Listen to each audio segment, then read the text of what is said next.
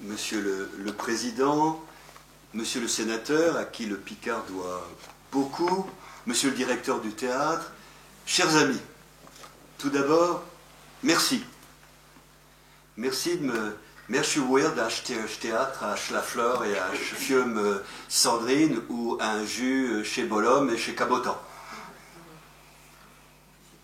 J'en resterai là. C'est une belle langue. C'est une belle langue et je regrette de ne pas la parler couramment. Mais je la lis et je l'aime. Donc merci, merci, j'aime la Picardie que je connais bien, de Canaples où j'ai passé de longues vacances, en passant par Villers-Bocage, monsieur le sénateur, où j'ai fait de la bicyclette, jusqu'à Sarriquier où repose Nittard, auquel j'ai consacré un livre, et en passant par Amiens où j'ai des amis que j'ai revus, des amis de cœur avec qui j'ai déjeuné aujourd'hui. Donc merci de m'inviter et merci aussi de m'avoir incité à réfléchir, puisque j'ai reçu une commande. C'était réfléchir aux conditions dans lesquelles j'ai été amené à écrire ce rapport sur les langues régionales. Pourquoi, comment? Vous savez, la vie on passe d'un dossier à l'autre, et donc je n'avais jamais fait de pause pour me dire comment, pourquoi ça s'est fait, et après tout, plus de 20 années ont passé, il était bon. Donc merci aussi de m'avoir donné l'occasion d'y réfléchir. Pourquoi donc le fameux, donc maintenant, rapport Cerchilini d'avril 1999, que l'on cite maintenant dans tous les ouvrages qui font référence aux langues régionales. Je crois que pour la genèse de ce rapport, on peut faire apparaître trois faits, trois facteurs qui ont conditionné. Les deux premiers sont des alliances. Le troisième est un contexte historique. Donc, aux origines de ce rapport, une première alliance qui peut-être vous semble peu importante, mais qui à mes yeux est fondamentale. Les noces de la science et de la politique linguistique. On paraît loin du rapport, on est en plein dedans. La politique linguistique, la France en fait depuis toujours. J'ai cité Nittard, qui est à mes yeux l'auteur des Serments de Strasbourg. Les Serments de Strasbourg sont un texte diplomatique qui utilise les langues vivantes, en l'occurrence le français et l'allemand, face au latin, pour énoncer une politique nouvelle, voire pour diviser l'empire de Charlemagne. Les Serments de Strasbourg, c'est de la politique linguistique. Donc on peut dire que le français est né dans un rapport au pouvoir, à l'État, et dans une utilisation politique. On est dedans. On n'a pas cessé de faire de la politique linguistique. Après, il y a Villers-Cotterêts. On en parle beaucoup en ce moment parce qu'un musée auquel j'ai l'honneur d'être associé se prépare sur la diversité du français, et puis ainsi de suite. Bien. Mais cette politique, elle était faite par les princes et leurs conseillers. Nittard était, comme vous savez, le conseiller de Charles le Chauve. Ou bien Villers-Cotterêts, l'édit de Villers-Cotterêts d'août 1539 a été préparé par un très grand juriste qui l'a conçu et rédigé. Bien. Ce qui s'est passé à la fin du XIXe siècle, c'est deux choses. D'une part, la constitution de la linguistique comme science. La linguistique apparaît, avec des revues, des chaires, la Sorbonne, ainsi de suite. Et d'autre part, la République. Et il se trouve que les grands linguistes étaient républicains. Et on a toute une génération de grands linguistes qui se mêlent de questions linguistiques, et en particulier de défendre et d'illustrer le français. Je prends comme exemple Bruno, Ferdinand Bruno, qui était vosgien. Bruno, professeur à la Sorbonne, pour qui on a créé la chaire d'histoire du français, ce n'est pas rien. J'ai été un lointain successeur de Bruno dans la chaire d'histoire du français. Bruno se mêle de réforme de l'orthographe, de pédagogie, de manuels, vous savez tout ça, à l'époque où les grands historiens font de même. Lavis ainsi de suite. Donc, les savants se mêlent de politique. Et cela, dans notre domaine qui est la langue, les grands linguistes se mêlent de politique. Et cela n'a pas été interrompu. Cela a continué. Il y a toujours une tendance des linguistes à aller s'occuper de politique. Regardez, à l'époque de De Gaulle, la fondation du Trésor de la langue française à Nancy, par le recteur Paul Hims, De Gaulle veut un grand dictionnaire national, public. On crée un laboratoire du CNRS pour cela.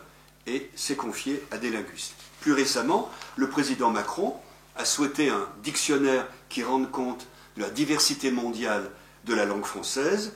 Il l'a confié à l'université de Lyon 3, qui a fait ce dictionnaire des francophones que vous connaissez sans doute, qui est un dictionnaire que l'on télécharge gratuitement sur son ordinateur ou sur son téléphone, et qui regroupe déjà 500 000 mots de toute la francophonie. Et il l'a confié à une université. Il a demandé aussi qu'un conseil scientifique formé de savants suive ce dictionnaire. Il m'a demandé de constituer ce conseil et de le présider, ce que je fais tout à fait volontiers. Donc, il y a une tradition des linguistes en politique, en quelque sorte. Voilà. Eh bien, un bel exemple, c'est les années 89, où il s'agit de renouveler les structures de défense de la langue française et d'illustration, et il s'agit non plus de les confier à des ambassadeurs, à des hauts fonctionnaires, mais de donner ça aux linguistes. Et je voudrais évoquer tout de suite la figure de quelqu'un qui était pour moi un ami, très cher, un frère, et qui malheureusement nous a quittés en février 2019, Jean-Michel, tu te rappelles? Je voudrais citer Pierre Encrevet. Pierre Encrevet, qui était un éminent linguiste, le spécialiste français de Soulages. Il a publié l'œuvre du peintre Pierre Soulages, un très bon connaisseur de l'art contemporain, et un politique rocardien. Il était conseiller pour la culture et le bicentenaire au cabinet de Michel Rocard. Et Pierre, toute sa carrière, a eu une action politique et une action scientifique, une recherche scientifique, une action politique.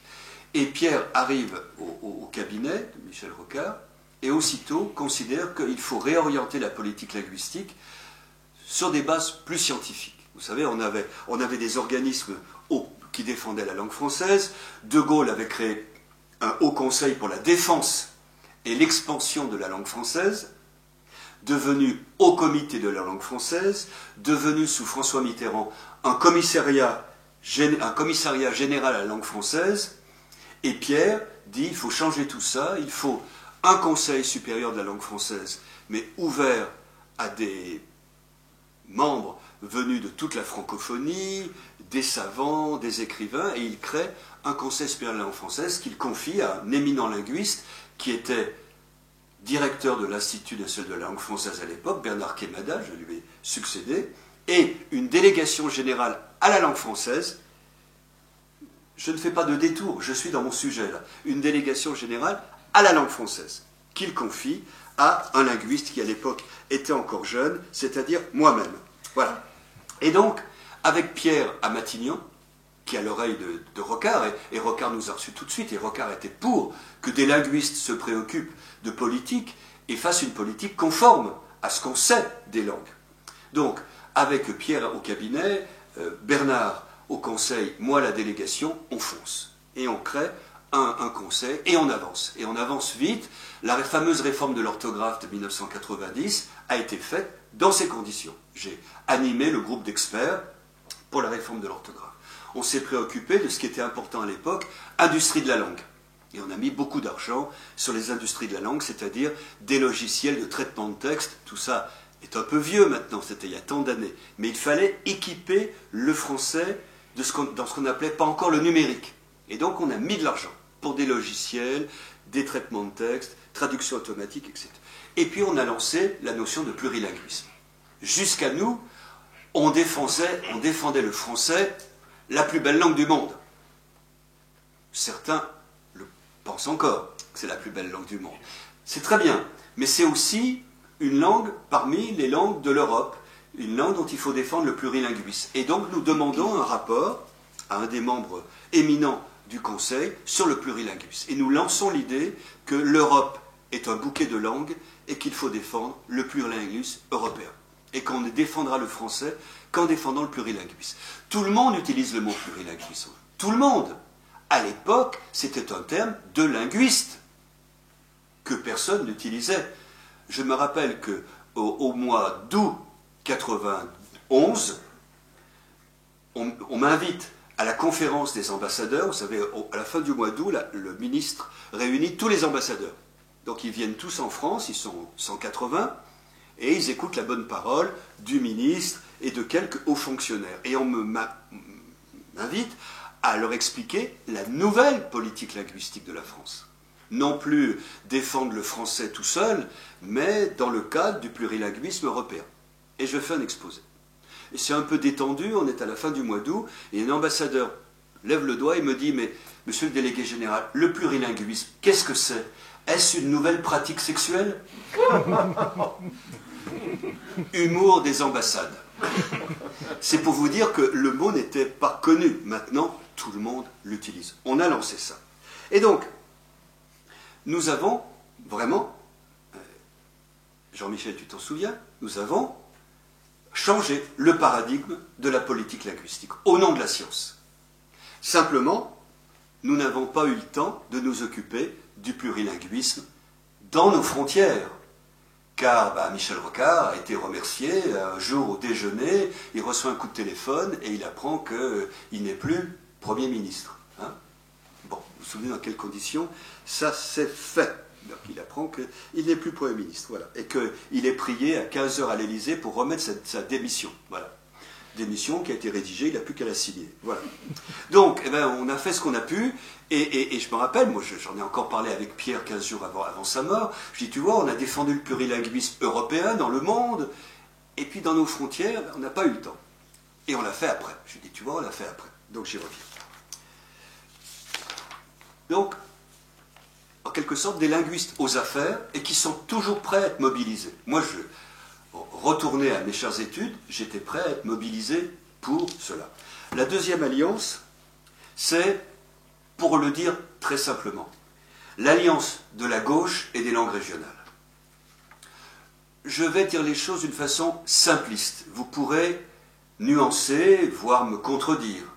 Mais sur plus d'un siècle, je crois que, et je parle sous le regard des historiens, sur un siècle, j'ai plutôt raison. C'est-à-dire que les républicains arrivés aux affaires, ces fameux républicains dont j'ai parlé tout à l'heure, ces républicains arrivés aux affaires, à la fin du XIXe siècle, étaient monologues. Bruno était vosgien. Dans un de ses livres, il dit j'ai 60 ans, j'ai quitté les Vosges depuis 40 ans, or j'ai encore 40 mots vosgiens dans mon français familier. Très bien. Mais il n'a rien fait pour défendre le vosgien, Bruno. Pourquoi? Parce que Bruno était sur la lignée, je dirais, de la deuxième période de la Révolution française. Vous savez bien, la première période de la Révolution française est girondine, elle reconnaît la pluralité des langues, on traduit les lois, la déclaration de l'ordre d'homme et citoyen dans toutes les langues régionales, jusqu'au moment de la terreur. Au moment de la terreur, l'ennemi est aux frontières, il parle allemand, il parle etc. L'ennemi est à l'intérieur, les Vendéens parlent patois, donc on prend peur.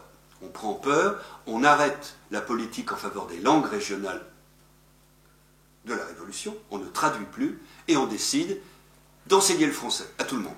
Hein, c'est le projet de loi de Talleyrand, aux dépens des autres langues. Et apparaissent dans le discours politique en 93, pas avant, l'adverbe, qui est pour moi un adverbe terrible, exclusivement.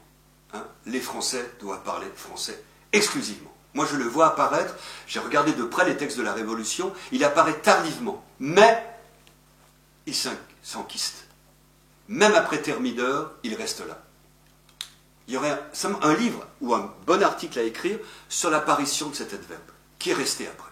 Et quand les républicains arrivent au XIXe siècle, ils ne sont pas dans l'esprit de la première révolution, curieusement. Ils sont dans l'esprit de la deuxième, exclusivement. Et donc, la gauche est monolingue. La gauche est contre les patois. Je n'y peux rien, c'est comme ça. Et par suite, je dirais que, à partir de la fin du XIXe siècle, les langues régionales sont plutôt à droite. Avant-guerre, elles sont plutôt à droite. Les langues régionales, c'est plutôt l'Action française, bien sûr. Regardez Mistral, le Provençal, le Félibrige étaient plutôt du côté de la droite. Sans parler, malheureusement, de la regrettable politique de Vichy en faveur des langues régionales. Fermons la parenthèse. Que s'est-il passé? Tout a basculé à partir des années 1950. On pourrait dire, globalement, qu'à partir de cette année-là, en France, les langues régionales passent à gauche. C'est ce qu'on pourrait appeler la gauche Larzac. On voit bien une gauche Larzac, même si Larzac est plus tard, je dirais Gardarem Lou Larzac, Gardarem, c'était le slogan du Larzac, Gardarem Lou Larzac, c'est de l'occitan mal prononcé, Gardarem les langues régionales. Et ça y est, les langues régionales rentrent dans l'espérance de la gauche. Et on le voit bien, on le voit bien. On voit le candidat Mitterrand aller faire un discours à Quimper et faire des promesses, qu'il a tenues d'ailleurs, ainsi de suite. On voit bien, ça monte, ça monte, ça monte. Et puis, les élections de 81, on voit bien le réserve de voix que Mitterrand a eu en Occitanie. Partout ailleurs, c'est ric-rac avec Giscard d'Estaing, en Occitanie. Et donc, il y a une alliance de la gauche et des langues régionales, et le fait que des promesses ont été faites et elles doivent être tenues. D'autant plus qu'il y a à gauche des gens très sincèrement attachés aux libertés, au régionalisme, à la défense des langues, c'est-à-dire qu'il y a un retour du girondisme. Et je vous ai dit, Pierre Ancrevet était rocardien, un pur girondin. Il y a donc un retour du girondisme dans ces années-là. Et ce que la gauche n'a pas pu faire en 89, en 85-89, elle entreprend de le faire en 97. Et donc on arrive à nos langues régionales. En 97, divine surprise, Jacques Chirac, qui a une confortable majorité, veut l'accroître et dissout le Parlement. Voilà. Et au premier Conseil des ministres, Jospin m'a raconté que Chirac a fait rire tout le monde au premier Conseil des ministres de la cohabitation, parce que naturellement, vous vous souvenez, il a perdu les élections, et c'est une marée de gauche qui est arrivée, cohabitation, Chirac, Jospin. Et vous savez qu'à la fin du Conseil des ministres, on dissout quelques municipalités. Et donc, à la fin du premier Conseil des ministres, on dissout les municipalités. Et Chirac intervient et dit « Oh, la dissolution, ça me connaît. » Ce qui est assez drôle quand même, pour quelqu'un qui venait de ruiner sa majorité. Oui, ça me connaît, la dissolution. Donc, en 97, Lionel Jospin, qui a été longtemps député de Sainte-Gabelle, donc il a autour de lui toute l'Occitanie, tous ses amis, toute cette gauche Larzac est autour de Lionel Jospin. En plus, Jospin est un homme de rigueur absolue, d'une grande intelligence. Il sait qu'il faut défendre les langues régionales. Ancrevet n'est pas à son cabinet, mais Ancrevet connaît bien Jospin. Ancrevet, lui, il est chez Trottmann, ministre de la Culture. Trottmann, alsacienne. Et donc, l'horizon s'ouvre soudain. Et Ancrevet se dit, mais zut, ce qu'on n'a pas pu faire il y a quelques années, on va le faire maintenant. Et donc Pierre appelle son téléphone et m'appelle. Voilà. Et m'appelle. Et moi je dirigeais l'Institut national de la langue française à l'époque. Alors, ce que je voulais dire, c'est que... Oh, je ne lis pas mes notes, mais... voilà, je ne lis pas mes notes. Voilà. Donc, j'en suis. Voilà, excusez-moi. Voilà. Et donc, il y a quelques années, pardonnez-moi, on fêtait les 20 ans de ce rapport, exactement, et j'ai donné un entretien à une revue qui s'appelle la revue Glottopole, une revue sur la politique linguistique de l'Université de Rouen. Elle existe toujours, Jean-Michel? Très bien, merci. Donc, excusez-moi de me citer, mais je trouve que je ne peux pas le dire mieux. Je dis, on a un peu oublié l'essor social, moral et intellectuel de la France sous le gouvernement de Lionel Jospin. Bien gouverné, retrouvant son inspiration des Lumières, le pays progressait sur tous les plans. Je rappellerai que la féminisation des noms de métiers, rapport que l'on m'a confié, vous vous rappelez, est entrée dans l'usage à cette époque. De même, en ce qui concerne les langues parlées en France, un dépassement du vieux jacobinisme en restant fidèle aux idéaux républicains était envisageable. Et de fait, il y a eu une politique sous Jospin admirable, le rapport sur les langues régionales, la création d'un CAPES de créole et le rapport sur la féminisation, autre rapport que je fais là, directement pour Jospin et qui a été publié avec une préface de Jospin, et on a mis en route la féminisation avec succès, puisque la France féminise les noms de métiers. L'Académie, en février 2018, a même rendu les armes. Elle a reconnu la féminisation. Et création de la délégation générale à la langue française et aux langues de France.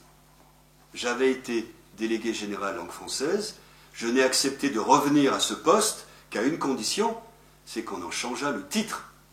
Et on a créé la délégation générale à langue française et aux langues de France, dont j'ai été le premier titulaire. Maintenant, c'est mon ami Paul de Sinetti qui est délégué général et il accomplit très très bien sa tâche. C'est-à-dire, nous avons créé le premier organisme s'occupant du patrimoine global de la France.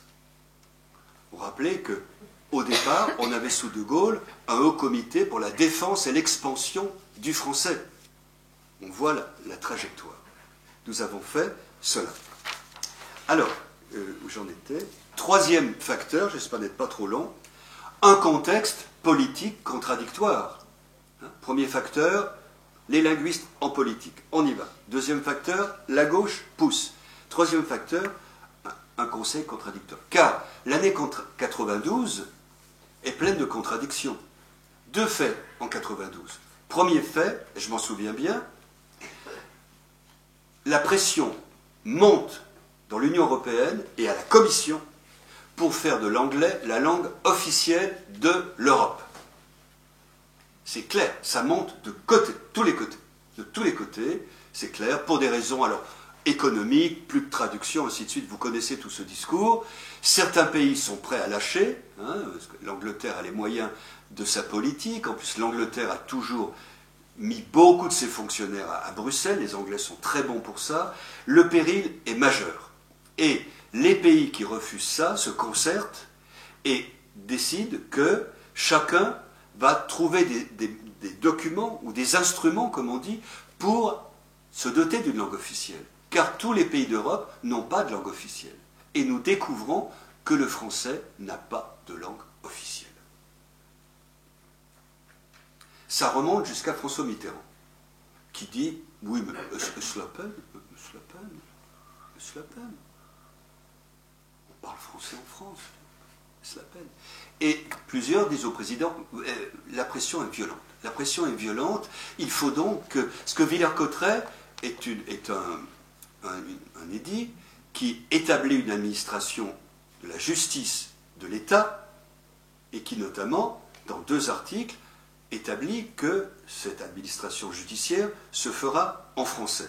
Mais cela ne donne pas un statut d'officialité à la langue française.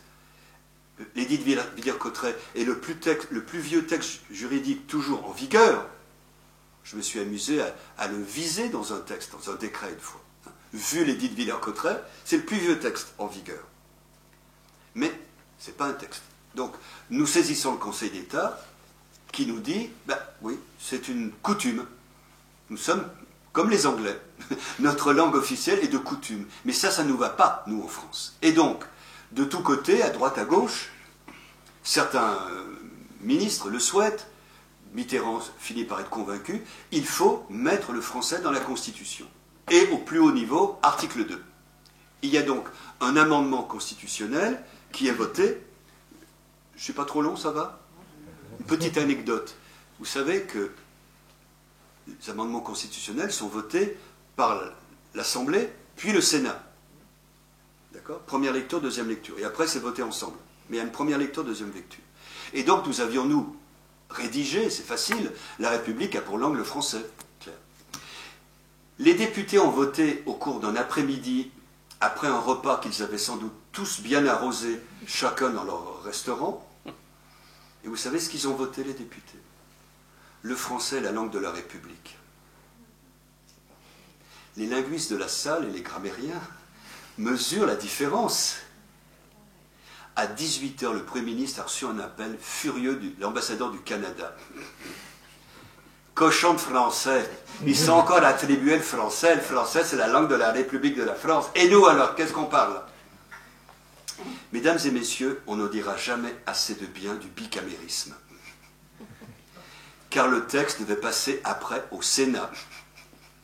Nous avons eu le temps, merci monsieur le sénateur, j'aime le Sénat.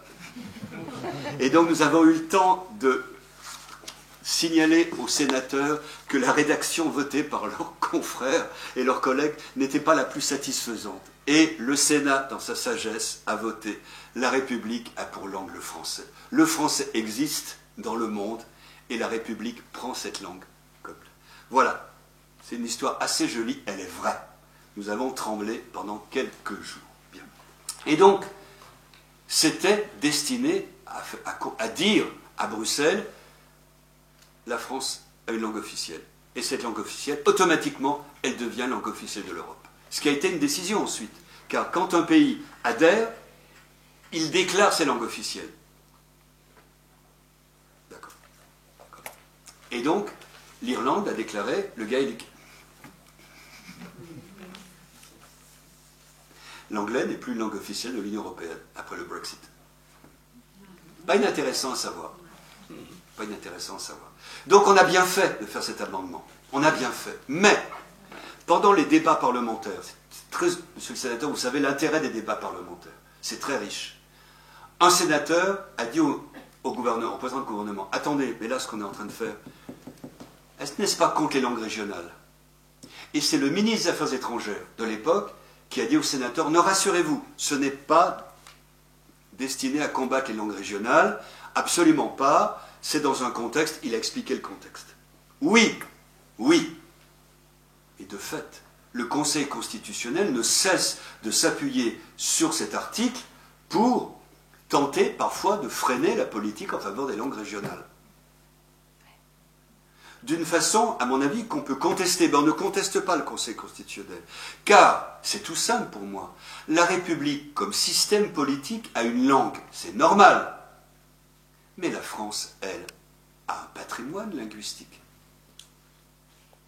Bien sûr. Et c'est ce que nous avons voulu distinguer, la République et la France. Il n'empêche que l'article 2 a été perçu, et encore récemment, le Conseil constitutionnel donne des gages à M. Blanquer contre les langues régionales à propos de l'article 2. Il n'a pas été conçu comme cela, et pour moi, il ne peut pas être opposé aux langues régionales. Et d'ailleurs, depuis, on a ajouté un article à la Constitution, le 75 alinéa 1, que vous connaissez bien, mais qui est beaucoup plus loin, et qui est patrimonial. Les langues régionales font partie du patrimoine de la France. Très bien. Voilà. Alors donc, il y avait un danger pour les langues régionales. La même année, en 92, en décembre, le Conseil de l'Europe propose une charte de protection des langues régionales et minoritaires. Donc, en juin, l'amendement constitutionnel, nous nous rendons compte dès septembre qu'il y a un danger pour les langues régionales, fondé sur une mauvaise interprétation de l'article 2. En décembre, la charte. Nous disons, la seule solution, il faut signer cette charte. Il faut signer cette charte très vite, car la charte protège les langues régionales et minoritaires. Nous allons rattraper le coup. Et rien ne se passe. Comme d'habitude, rien ne se passe jusqu'en 97. Et en 97, je reviens, je croise tout. Pierre Encrevet est au cabinet de Catherine Trautmann, ministre de la Culture, ancienne maire de Strasbourg, rocardienne, girondine, défenseur ou défenseuse, comme vous voulez, de l'Alsacien. Pierre est au cabinet. Moi, j'ai toujours un peu de temps pour la République, naturellement. Et puis voilà, c'est parti. Et donc, la ministre de la Culture et le ministre de l'Éducation nationale, Claude Allègre, qui n'est pas parmi les plus grands défenseurs des langues régionales, vous en doutez, hein, me demandent de préparer ce rapport. C'est-à-dire de préparer l'instrument qui doit accompagner la signature. Car dit le Conseil de l'Europe, chaque pays qui signe, et qui ratifiera après, quand il signe, doit donner la liste officielle reconnue de ces langues régionales. hein, et les pays qui, jusqu'à nous, avaient reconnu le plus grand nombre de langues, je crois que c'était l'Allemagne, avec une quinzaine de langues. Ce qui semblait beaucoup. Ce qui semblait beaucoup. 15 langues régionales, c'est énorme. Hein. L'Allemagne avait reconnu une quinzaine de langues, au nombre desquelles il n'y a pas le yiddish. Bien. Alors donc, voilà le contexte du rapport. Comment préparer ce rapport? J'ai dit, nous étions quelques-uns à être des linguistes en politique. Je prends le politique au sens noble, c'est-à-dire travailler pour le Premier ministre, préparer des rapports, pas de la politique politicienne, bien sûr. 3 impératifs, qui étaient ceux de Pierre, de Kemadad, de Jean-Michel, de moi, bien sûr. Ne pas céder sur les savoirs, c'est-à-dire que nous sommes des savants, le savoir est premier. On ne cédera pas là-dessus. On ne nous fera pas faire quelque chose dont nous ne reconnaissons pas le bien fondé. Il y a le vrai, il y a le faux. Il y a le prouvé et le reste. Donc, ne pas céder sur le savoir. 2, en profiter pour faire avancer des idées. Et nos idées, bien sûr, la mienne, c'était la richesse du patrimoine français. Le plurilinguisme que nous avions installé en remplacement d'une politique rivarolienne de la langue française. Ce plurilinguisme que nous défendions en Europe, nous voulions le défendre aussi en France. C'était la suite logique. Quelques années après, nous revenions aux affaires. Bien. Mais 3e chose, nous savions, nous, qu'en politique, on négocie. Toujours. Ben oui, il faut négocier. Je pourrais faire une autre conférence sur la réforme de l'orthographe de 90. Nous l'avons négocié avec l'Académie française. Pas à pas, point à point. Et même, si ce n'est pas enregistré, nous l'avons négocié avec le président Mitterrand aussi, qui n'était pas pour la réforme de l'orthographe. Vous savez, la réforme de l'orthographe, elle est, Jean-Michel, sur combien de points? 7 points, c'est ça? Oui, peut-être. Ouais.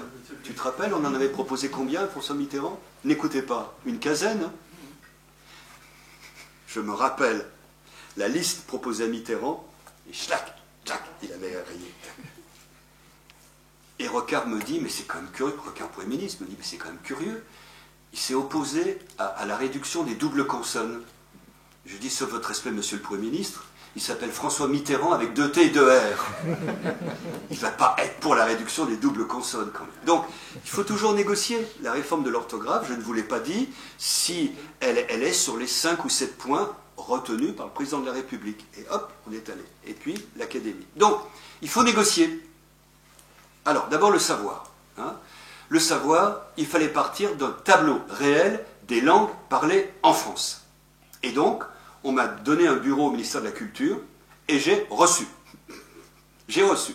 J'avais un bureau de langue. Je tenais un bureau de langue et j'ai reçu. Je me rappelle, le spécialiste de la Nouvelle-Calédonie, Jean-Claude Rivière, qui rentre dans mon bureau, s'assied et me dit « Je vous apporte une Europe, 28 langues. »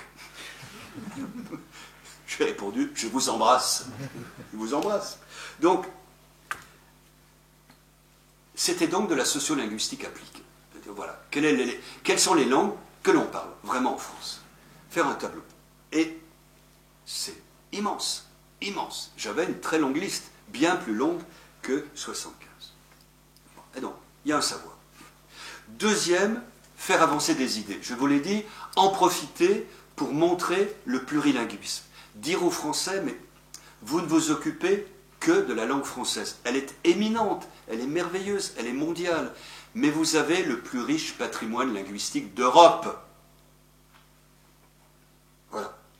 Et donc, c'était un moyen pour nous aussi de lutter contre un monolinguisme étriqué qui aboutit au purisme et qui peut aboutir à des choses du genre zémourisme. Vous voyez ce que je veux dire? C'est-à-dire que nous voyons à l'époque les dangers d'un monolinguisme un peu étroit. Le français est une langue admirable, mais si on en fait une statue, qui va aimer cette statue dans le monde? Qui va vouloir apprendre? Il faut ouvrir. Hein, il faut montrer que le français est mondial. Le président Macron, devant l'Académie, le 20 mars 2018, a dit « Le français s'est émancipé de la France. Il est devenu cette langue monde, cette langue archipel. » Bravo! eh bien, il faut dire aussi que la France, elle a un patrimoine extraordinaire. Et donc, je me suis dit, on va y aller, on va en mettre des langues, on va en mettre. Et donc, j'ai dit à Jean-Claude Rivière, je vous embrasse, car vous m'apportez 28 langues pour ma liste. Et donc, l'idée, c'était d'en mettre le plus possible. Je le reconnais, c'est clair, le plus possible. Et Claude Allègre, quand il a reçu mon rapport, il était ministre à l'époque de l'Éducation nationale, de l'enseignement supérieur et de la recherche, Claude Allègre a dit « Cerchiglini est devenu fou ». 75 langues. 75 langues. Je suis membre de l'Oulipo, et j'en suis très fier.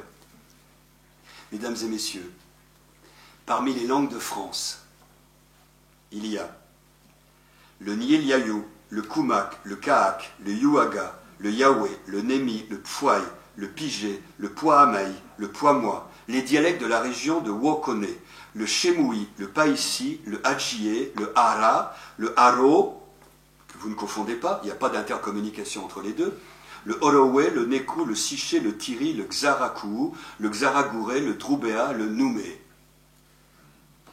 Langue kanak, toute langue indépendante, sans intercompréhension.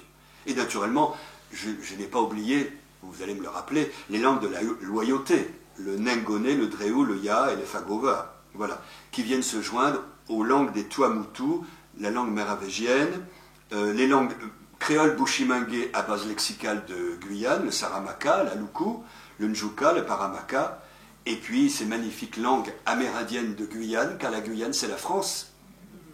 Eh ben oui, eh ben oui. Et donc, le Galibi, le Wayana, le Palikour. À la délégation générale, nous avons beaucoup aimé le Palikour. On a donné de l'argent pour décrire le Palikour, qui est une langue amérindienne admirable. Donc on a envoyé des... Tu te rappelles, on a envoyé des anthropologues qui sont allés au bord du fleuve...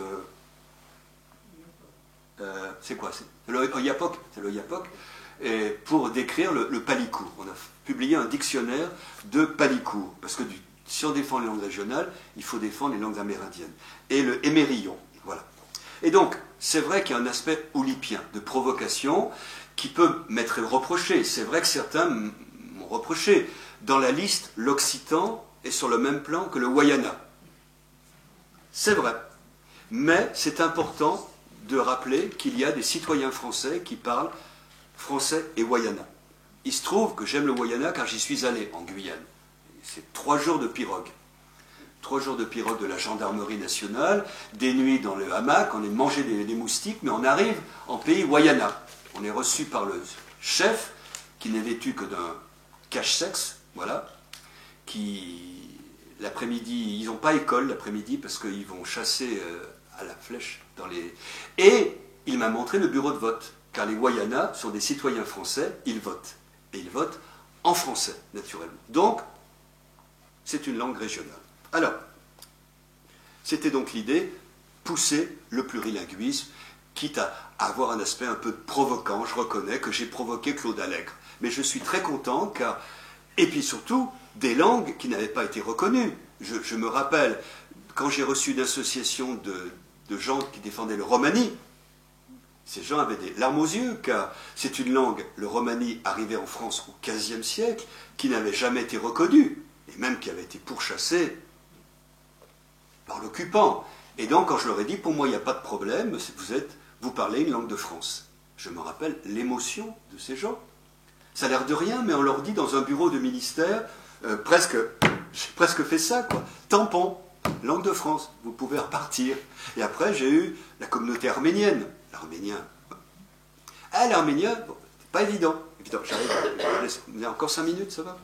Et donc, c'était pas évident. Mais pour les Roms, c'était un acte, j'ai fait un acte politique. J'ai fait un acte politique. Voilà. Les Roms, c'est pas de problème. Le yiddish aussi.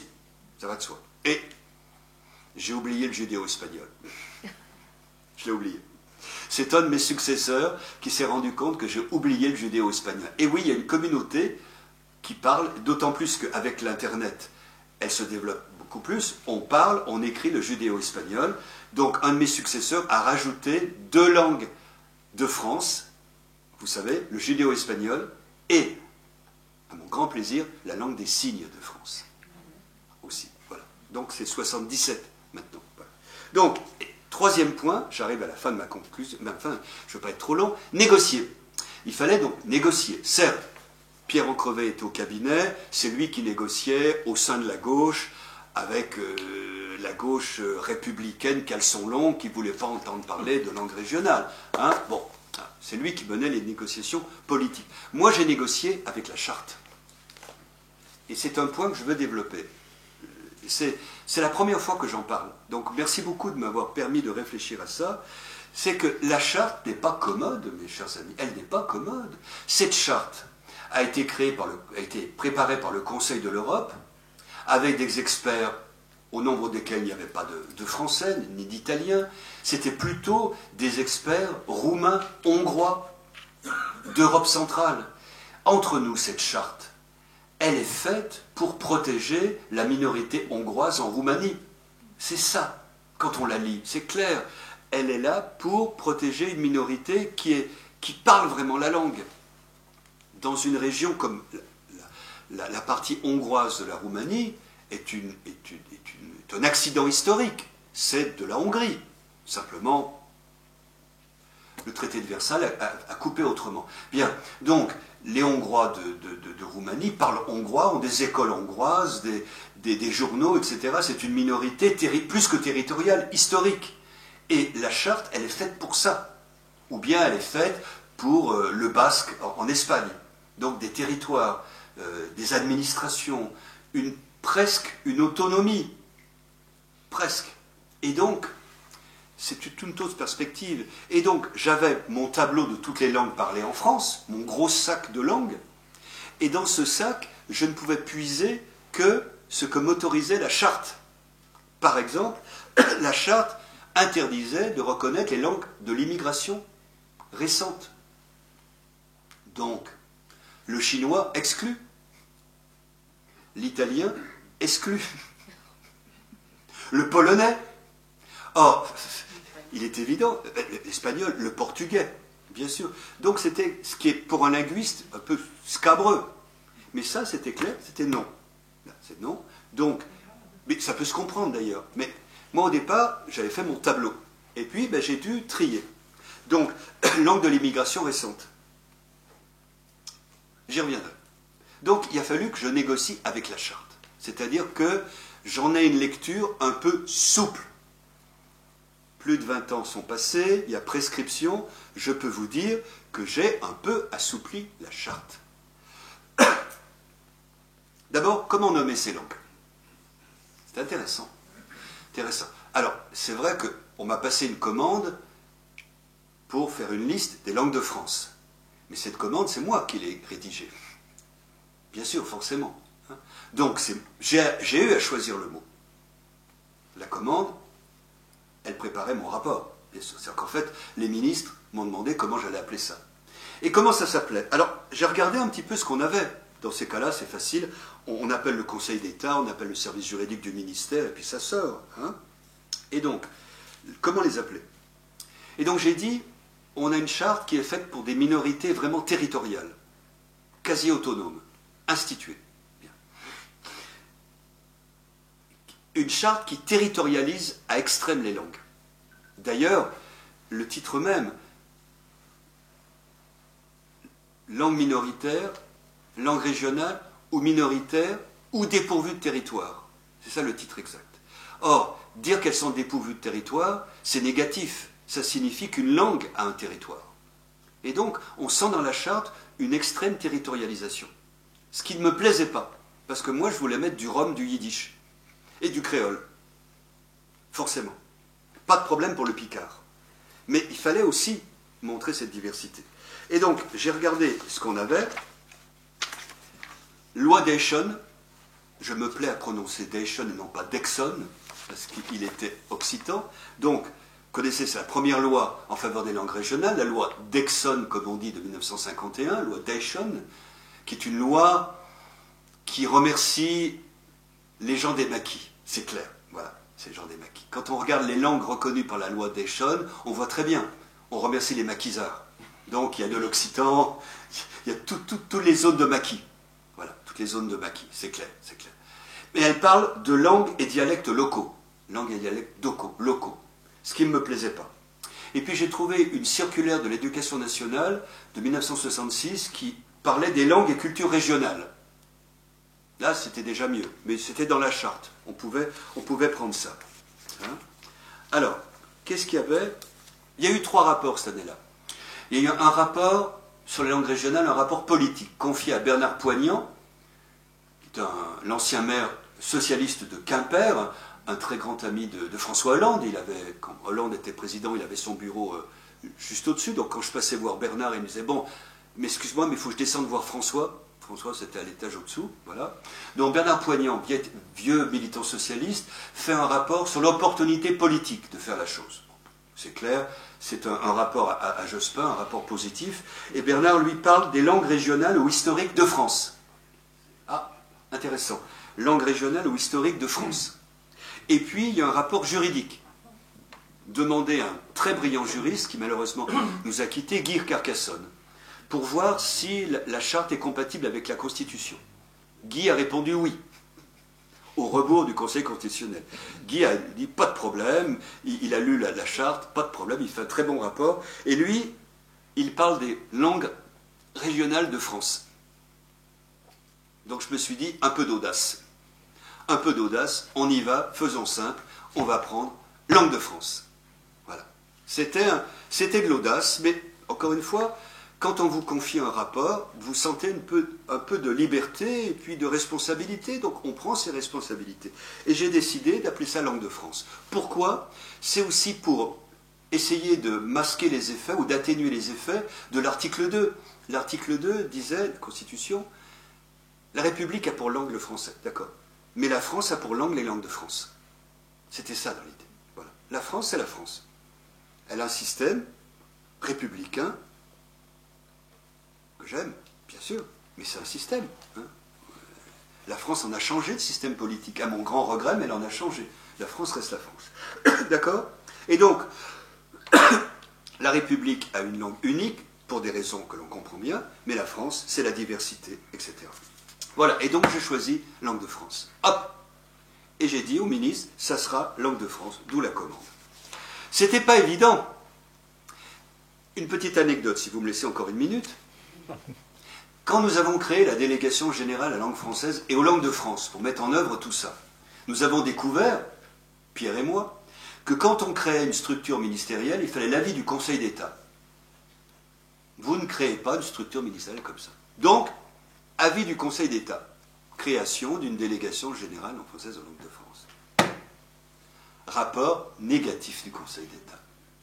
Et je me rappelle l'exposé oral du conseiller qui présentait son rapport, j'étais dans la salle, et le conseiller a dit « Moi, Monsieur le Président, je suis désolé, je connais Gaz de France, je connais Électricité de France, je ne connais pas Langue de France. » C'est de l'humour de conseiller d'État. Il faut aimer, c'est de l'humour de conseiller d'État. Fort heureusement, mesdames et messieurs, l'avis du Conseil d'État est consultatif. Donc nous avons remercié le Conseil d'État, monsieur le sénateur, vous connaissez la chose, nous avons remercié le Conseil d'État. Entre-temps, Catherine Trottmann était partie, c'est Catherine Tasca qui lui a succédé. Catherine était très favorable, et Catherine m'a dit, Bernard, que faisons-nous? J'ai dit, on crée la délégation, bien sûr, et on l'a créée, malgré l'avis du Conseil d'État. Mais ce n'était pas évident. Ce qui fait que, quand on voit maintenant que le mot langue de France circule, nous pouvons en ressentir une certaine satisfaction. Mesdames et messieurs, il existe une agrégation des langues de France. Je pense à ce conseiller d'État qui n'avait pas aimé le mot. Il y a une agrégation des langues de France, c'est bien. Parfait. L'agrégation des langues de France avec comme option breton, corse, occitan, basque, catalan, créole, tahitien.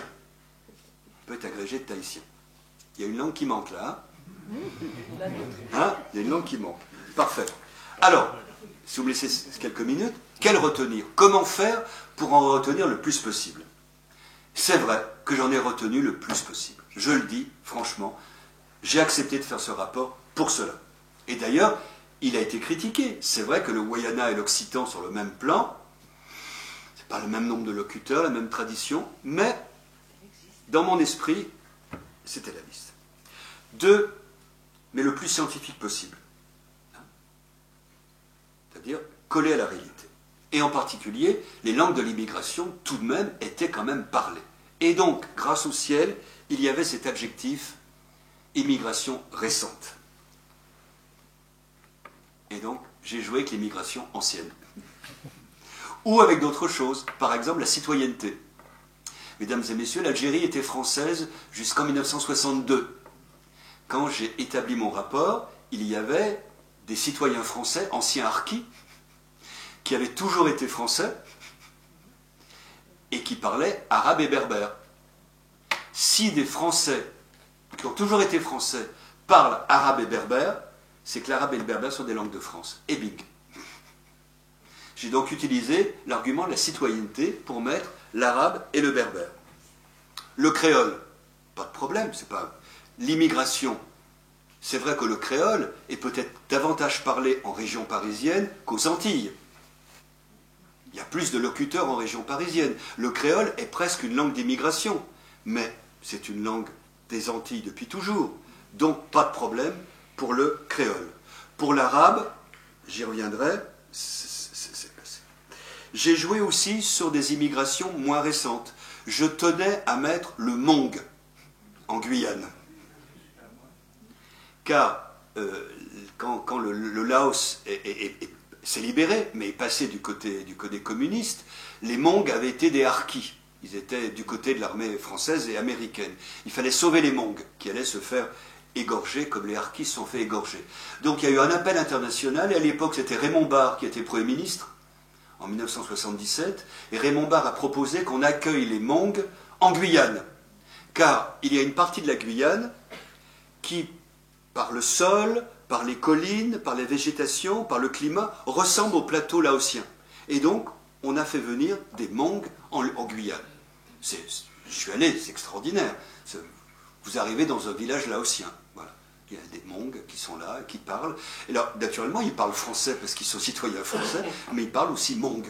Depuis 1977, donc je me suis dit, le Hmong, pas de problème, ça marche. Aussi, la charte, quelque part, dit on peut aussi retenir des langues non protégées officiellement.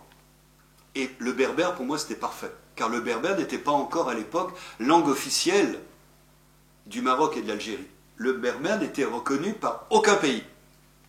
J'ai fait venir tous les spécialistes de berbère de l'INALCO, et c'est clair. Donc j'avais de bons arguments pour insérer le berbère parmi les langues de France. Depuis, c'est une langue...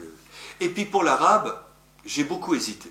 J'ai beaucoup hésité parce que l'arabe est langue officielle de bien de pays. J'avais réussi à garder l'arabe. Mais quel arabe? Étant donné ma problématique, je n'avais qu'une solution, c'est l'arabe dialectal. L'arabe étant une langue de culture, langue officielle dans les pays du Maghreb et du Machreb, je ne pouvais pas prendre l'arabe littéral comme langue de France. Et comme en France on parle des Arabes d'Algérie principalement, mais du Maroc, etc., j'ai mis l'arabe dialectal. Après avoir beaucoup réfléchi, mais je n'avais pas d'autre possibilité. On me l'a reproché depuis. On m'a dit, après tout, l'arabe dialectal ne s'enseigne pas, ne s'écrit pas. La version écrite de l'arabe dialectal, c'est l'arabe littéral, qui est enseigné par ailleurs. Bon, j'en suis là. Étant donné ma problématique, je ne pouvais retenir que l'arabe dialectal, ce que j'ai fait. Mais peut-être qu'on peut changer la chose. Je laisse ça à mes successeurs. Et enfin, est exclu, et j'arrive à la conclusion tout de même, étaient exclus les dialectes des langues officielles. Bon, par exemple, puisque moi je trouve que le roumain et le hongrois ont joué un rôle important pour cette charte, les dialectes du roumain ne pouvaient pas être retenus pour la charte. Bien, par exemple. Alors, et quid du français? Je n'ai pas eu de problème pour l'occitan, car l'occitan n'ayant pas été langue officielle, à entendre les linguistes qui sont venus m'en parler, je me suis dit, l'occitan n'est que la somme de ces dialectes. Donc, il y a un occitan qui est fait de dialectes. Et donc, j'ai mis l'occitan. En plus, j'avais dans la tête d'une promotion de l'occitan, je pensais déjà à un conseil de la langue occitane, que nous n'avons jamais réussi à faire parce que les occitans et les provençalistes ne sont jamais tombés d'accord. Il faudrait aussi que les régionalistes fassent mettent un petit peu du leur. Les provençalistes et les Toulousains sont à couteau tiré. J'avais des locaux, j'avais un budget, j'avais des crédits, j'avais du personnel, j'avais tout pour faire un conseil supérieur de la langue occitane. Vous vous rendez compte? Les provençalistes me disent « Vos locaux sont à Toulouse, nous ne viendrons pas. » Bref. Mais pour l'occitan, c'est passé. Maintenant pour le français. Là, j'ai pris un point de vue historique.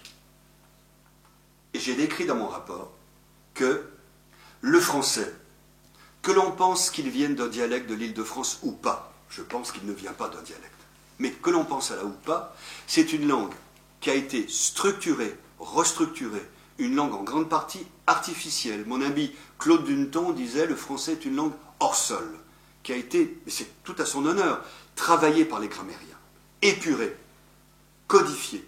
Et donc le français n'a jamais cessé de se distinguer des autres parlers dont il était proche. Vous voyez, français et picard au Moyen-Âge, c'est très proche.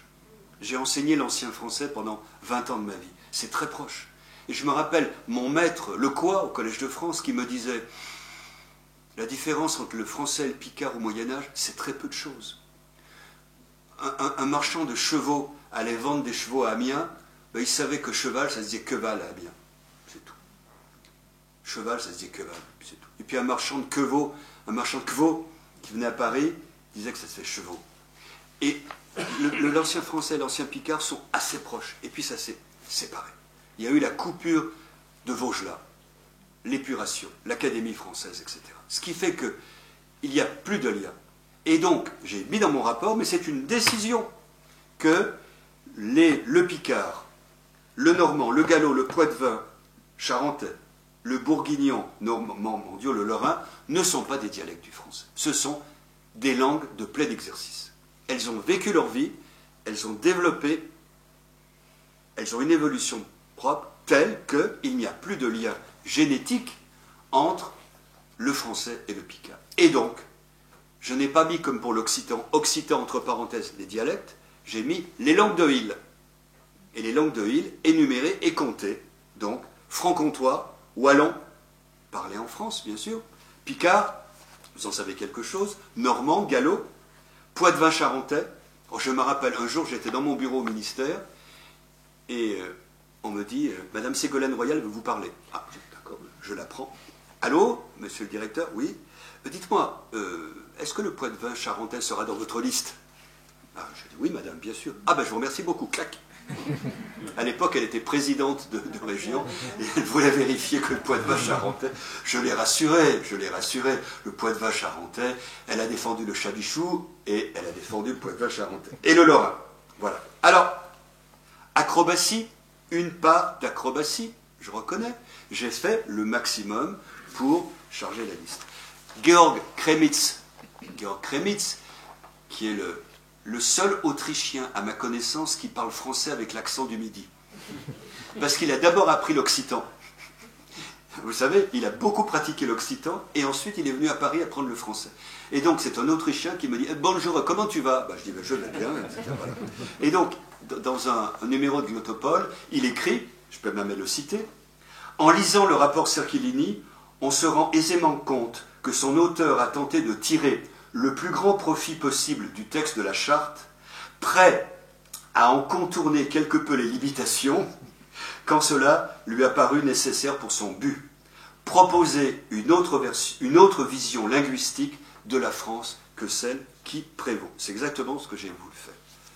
Ne pas céder sur le savoir, faire avancer des idées, négocier un peu, et aider à la promotion des langues. Et donc, de la langue picarde. Tamponner langue de France. Maintenant, c'est à vous de faire. Ça continue. L'agence est active. J'espère qu'elle sera encore plus active. Il faut en faire plus. À quand une option picard à l'agrégation des langues de France? Ça serait formidable. Pourquoi n'y a-t-il pas d'option picard à l'agrégation des langues de France? Eh bien, mesdames et messieurs, je vais vous le dire. C'est Jean-Michel Éloi qui a la réponse. Parce que dans les champs en Picardie, il n'y a pas de rocher. Parce que dans les champs en Picardie, il n'y a pas de rocher. En Corse, dans les champs, il y a des rochers. Si on veut les cultiver, il faut les faire sauter. Et donc les paysans corses ont le droit d'acheter de la dynamite. Ça, c'est une vieille plaisanterie de Jean-Michel Éloi, je l'adore ta plaisanterie. Et donc Jean-Michel dit, s'il y avait des... N'écoutez pas, monsieur le sénateur, parce que je pousse à la révolte. Mais Jean-Michel dit souvent, s'il y avait des rochers dans les champs en Picardie, le picard serait une langue reconnue à l'agrégation. Je plaisante, je ne voulais pas vous donner des mauvaises idées, mais nous sommes entre amis, faites le maximum. Le picard est la grande, avec l'occitan, la grande langue littéraire au Moyen-Âge. Ça a été une grande langue littéraire pendant des siècles. Elle est une langue littéraire encore. C'est une belle langue, je l'aime, et vous m'avez permis d'en parler avec vous aujourd'hui. Je vous remercie.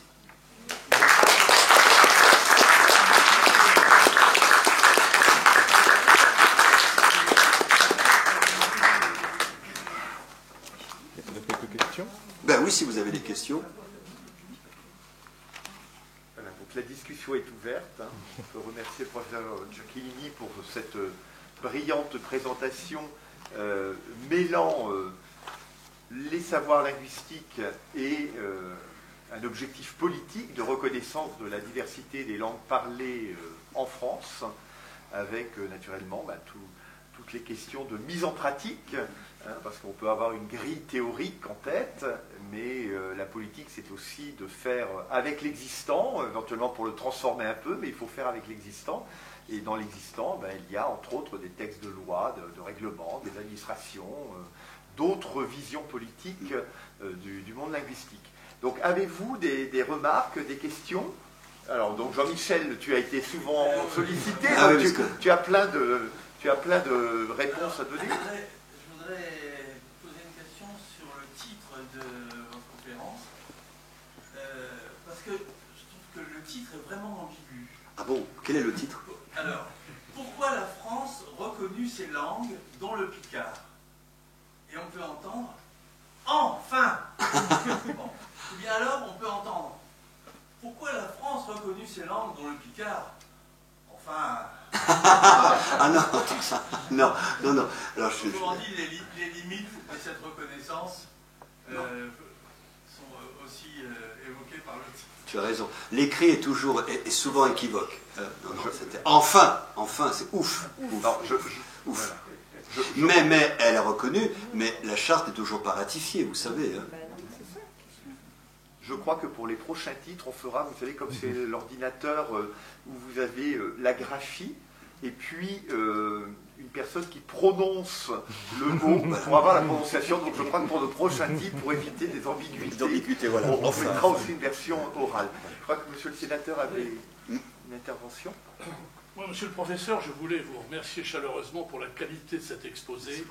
Si dans l'hémicycle du Palais du Luxembourg, tous les orateurs avaient cette qualité, ça éviterait des ronflements. Merci beaucoup. Personne ne s'est endormi. Ceci est un fantasme, et une image d'Épinal plus exactement. On ne dort pas au Sénat. Non, qui n'est plus vrai aujourd'hui. Non, moi ce que j'ai apprécié, c'est que ce tableau historique de 1789 à nos jours a montré que la défense des langues régionales était passée de la droite à la gauche, avait évolué effectivement. En 2015, j'ai organisé au Sénat un modeste colloque qui rassemblait les députés et les sénateurs des Hauts-de-France pour défendre et la langue picarde et la langue flamande. Et je dois dire qu'il y a eu une mobilisation générale de toutes tendances politiques confondues. Aujourd'hui, je crois que ce combat est un combat transpartisan. Totalement. Néanmoins, il y a encore quelques résistances de la part de vieux classiques qui considèrent que les langues régionales, ça peut porter atteinte à l'unicité. La République est une et indivisible, ce qui me paraît être un argument tout à fait fallacieux. Il était vrai au début de la Troisième République, quand celle-ci était balbutiante, et quand il fallait que le français soit le ciment, en quelque sorte, de la nation française, et que les instituteurs, les hussards de la République, luttaient même physiquement envers les élèves, avec des punitions physiques, pour les empêcher à l'école, dans la cour de récréation, de parler leur langue régionale. Mais aujourd'hui, cet argument me paraît tout à fait fallacieux, parce que je pense que l'unité de la République, la conscience de la nation française, elle est bel et bien instaurée depuis cette Troisième République. Donc, encore une fois, un grand merci. C'est toujours un plaisir de vous écouter. Et puis, je terminerai simplement par une petite anecdote. Quand j'étais président du département, je vous ai accueilli à Saint-Riquier pour mettre en exergue le crâne de Nittard qui avait été récemment retrouvé. Mais voilà. oui. Souvenez-vous. Je m'en souviens, mais voilà. oui, c'était vous. C'était moi. Oui, Oui. oui, c'était moi. Vous étiez à l'époque président de Oui, président du département de la Somme. Ça, je l'ai été pendant 7 ans à cette époque-là. Et si Nittard est incontestablement, mais je parle sous votre contrôle savant, le fondateur de la langue française, le fondateur carolingien de la langue française, on peut simplifier en disant cela, le crâne que nous avons exhibé et que nous avons honoré n'est vraisemblablement pas celui de Nittard. Il y a eu une véritable supercherie de ce crâne qui a été découvert par hasard par la nouvelle directrice du centre culturel de Saint-Riquier, Anne Potier pour ne pas la citer, au fin fond d'un tiroir. C'est pas semble-t-il, celui de Nittard. Mais peu importe, rendons à Nittard ce qui est à Nittard et son rôle prééminent dans la langue française. Écoutez, merci beaucoup. Merci beaucoup. Là, je m'effondre car j'ai publié un livre d'admiration de Nittard. Il faut le retirer du catalogue des éditions de Minuit. Je vais l'employer tout de suite. Merci beaucoup. En tous les cas, merci pour ce que vous avez fait, aussi pour Saint-Riquier, disons, pour Saint-Riquier et pour ce crâne. Merci beaucoup. Et c'est vrai que je me rends compte que la question des langues régionales est transpartisane maintenant. C'est-à-dire qu'il y a à droite et à gauche des partisans et des adversaires des langues régionales. Et quand on regarde maintenant quand il n'y a pas de projet de loi sur les langues régionales, ils n'émanent pas du gouvernement, ce sont des propositions de loi, elles sont généralement signées par des parlementaires de droite et de gauche. Les choses évoluent bien, et peut-être que les esprits se girondisent, on pourrait dire, pour l'instant, avec quelques poches de résistance, mais les esprits se girondisent. Oui, la République est une et indivisible, d'accord, bien sûr, comme système politique, bien sûr, naturellement. Et que la République ait une langue, c'est normal, il faut une langue pour communiquer dans le pays, pour voter. D'ailleurs, quand des régionalistes alsaciens, corses, picards se réunissent, ils se réunissent généralement à Paris, et ils parlent en français, bien sûr, pour se comprendre. Mais pardon.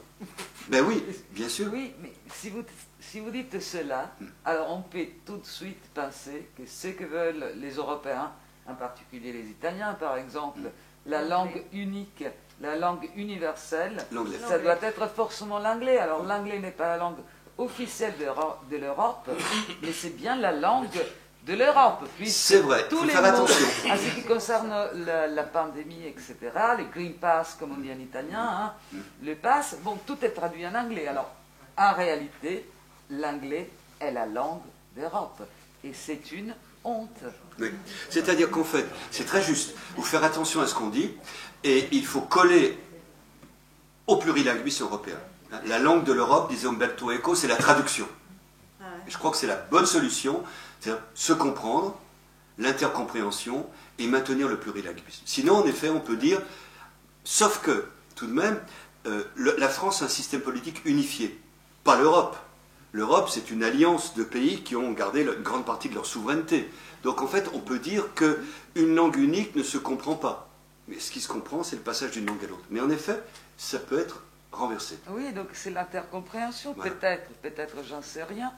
Mais peut-être aussi pour les dialectes, on pourrait penser à une forme d'intercompréhension. Alors ça, j'en ai pas parlé aujourd'hui, moi je plaide pour l'intercompréhension au sein de l'occitan. Je l'ai dit, vous l'avez vu, je pleure à chaudes larmes la haine entre Toulouse et Nice. C'est terrible, ils sont à couteau tiré, pour des raisons politiques aussi, je veux dire. Mais il faut enseigner un occitan commun. Et donc, malheureusement, il faut normaliser un peu l'occitan. Enfin, je le dis. De même que vous normalisez le picard en ce moment, dès qu'une langue est promue, qu'il s'agisse du français au XVIIe siècle, qu'il s'agisse... une fois j'avais reçu, c'était très émouvant, j'avais reçu des gens qui venaient du Pérou et qui défendaient une langue amérindienne qui au Pérou devait avoir un statut. Et donc ils étaient venus me demander comment on avait fait pour le français. C'est-à-dire comment on avait inventé une orthographe, une grammaire, c'était très mignon. Je crois que c'était le nahuatl. Et donc, dès qu'une langue est promue, dès qu'elle est enseignée, dès qu'elle devient commune, elle est normalisée. J'y peux rien. Et l'éparpillement de l'occitan n'est pas une bonne chose.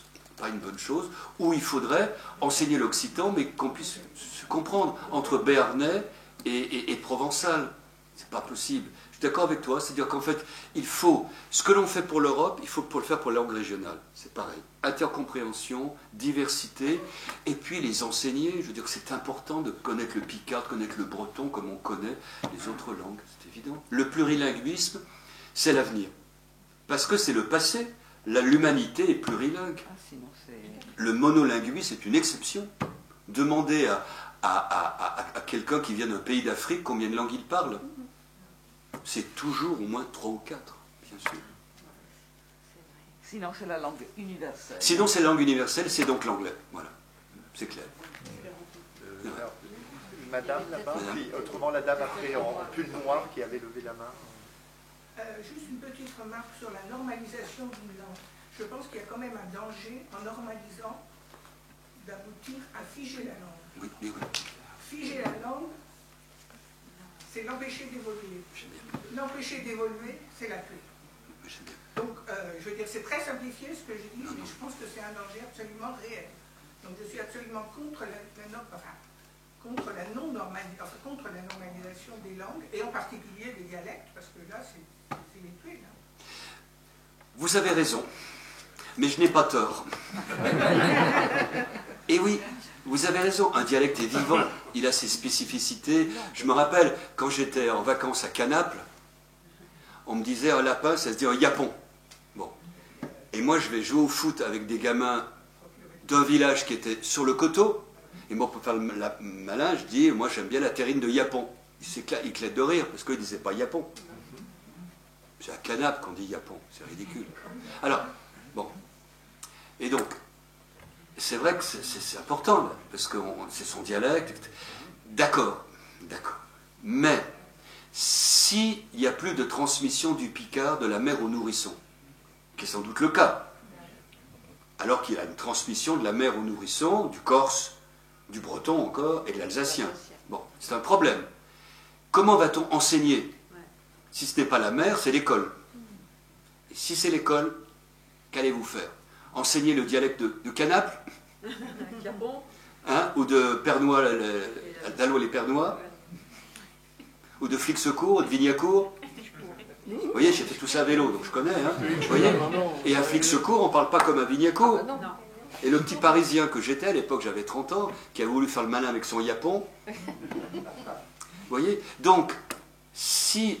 Alors, mesdames, ayez des enfants et parlez-leur en picard. Voilà. Langue maternelle. Mais pourquoi pas? Vos collègues bretonnes le font, hein, à Strasbourg aussi. Sinon, c'est l'école. Et dès qu'une langue passe par l'école, elle est normalisée. Forcément.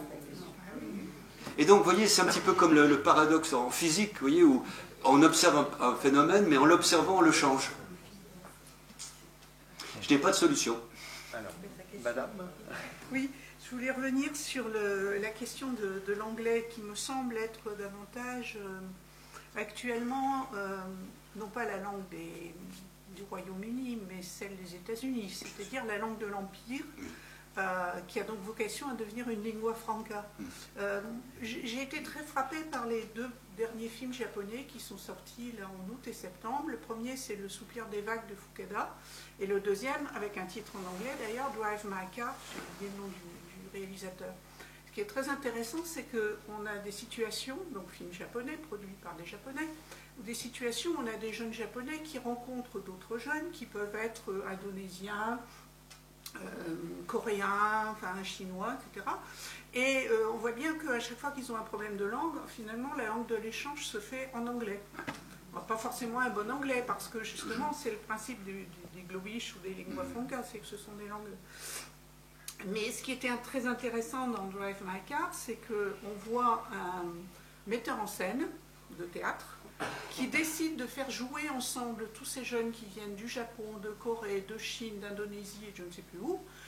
Chacun joue dans sa langue une pièce de Tchekhov et c'est représenté sur scène avec un surtitrage dans chacune des langues et l'anglais. Et j'ai trouvé ça extraordinaire comme idée, parce que finalement, ça montre bien ce que peut être le plurilinguisme.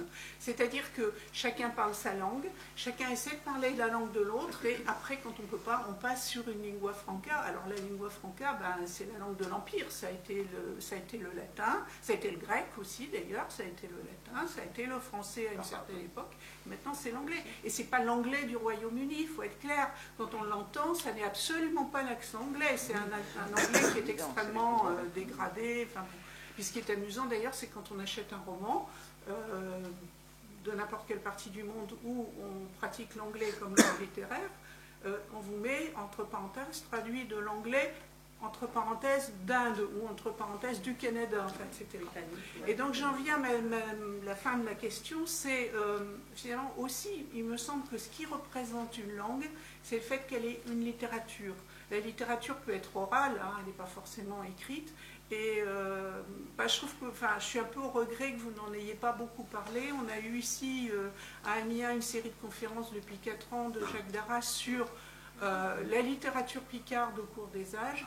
Et je trouve que, je crois que c'est aussi un moyen de valoriser une langue.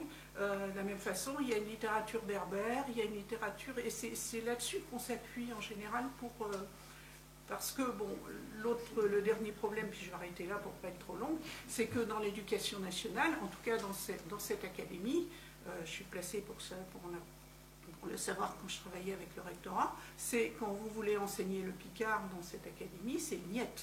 Et tous les moyens sont bons.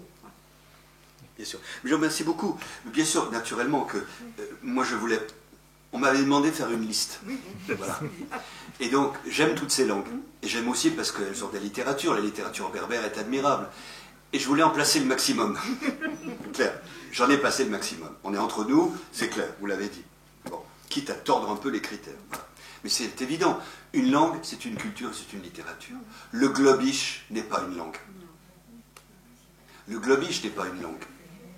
C'est pauvre. Bien sûr. Et tout se renverse. Des langues ont enrichi la nôtre. L'arabe au Moyen-Âge, l'italien à la Renaissance, ont enrichi tout ce qu'on doit à l'italien, tout le vocabulaire de la banque, de l'armée, etc., de la musique, de l'art, etc. Enrichi. Le globish ne nous enrichit pas. Je vous invite à acheter un livre qui va paraître en février. Je peux faire un peu de publicité. Un livre qui va paraître en février, voilà, sur les mots qui ont enrichi la langue française. Voilà, il sera en février. Il est écrit à 4 mains. Voilà, il est écrit par Éric Orsona et votre serviteur. Voilà. Et donc c'est un livre contre le globish. Voilà. Et l'idée du livre, c'est que... Alors Éric Orsona, vous connaissez Éric Orsona, il est très drôle. Il a une formule qui peut vous faire hurler, mais il pense comme moi que le globish n'enrichit pas, mais au contraire vient voler. Et il me dit, tu vois, ce globish, il est là pour te piquer ton pognon. C'est un peu violent, mais qu'est-ce que c'est juste? C'est-à-dire qu'il me pique mes mots.